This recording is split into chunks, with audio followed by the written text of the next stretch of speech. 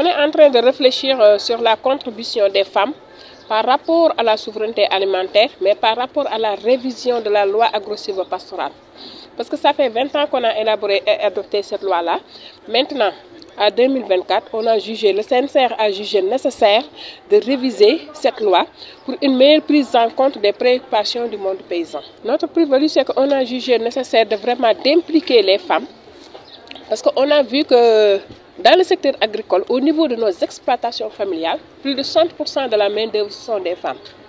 Et on voit que par rapport à l'accès aux ressources productives, comme le foncier, le financement, l'accès à l'eau, la formation, l'accès au marché aussi, on a vu qu'on n'occupe même pas les 10%.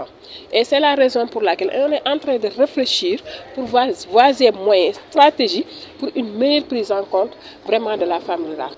Mais on va nouer des concertations par rapport aux alliances stratégiques. Comme vous l'avez cité, il y a les élus locaux, les parlementaires, les collectivités territoriales même, et même les autres plateformations qui ne sont pas le CNCR. Parce que le CNCR reconnaît dans sa vision qu'elle n'est pas la seule plateforme au niveau du Sénégal. Il y a d'autres plateformes.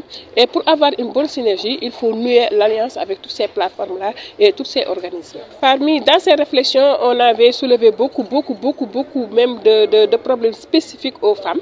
Parce qu'une meilleure prise en compte de la protection sociale, du statut du paysan qui concerne aussi le producteur. Mais on a jugé nécessaire, vraiment par rapport à cette révision de cette loi-là, qu'on donne un statut vraiment prépondérant pour le paysan. Mais aussi par rapport à l'accès au foncier, l'accès au financement. Parce que les financements sont là, mais ils ne sont pas adaptés et inaccessibles aussi. Des financements adaptés et accessibles. Parce que si on parle d'accessibilité, des conditions favorables qui permettent à la femme de renforcer sa capacité de production, générer des revenus et de s'investir au futur. Parce qu'on ne peut pas dépendre tout le temps du financement. C'est la raison pour laquelle on a donné des étapes vraiment pour sortir de cette précarité.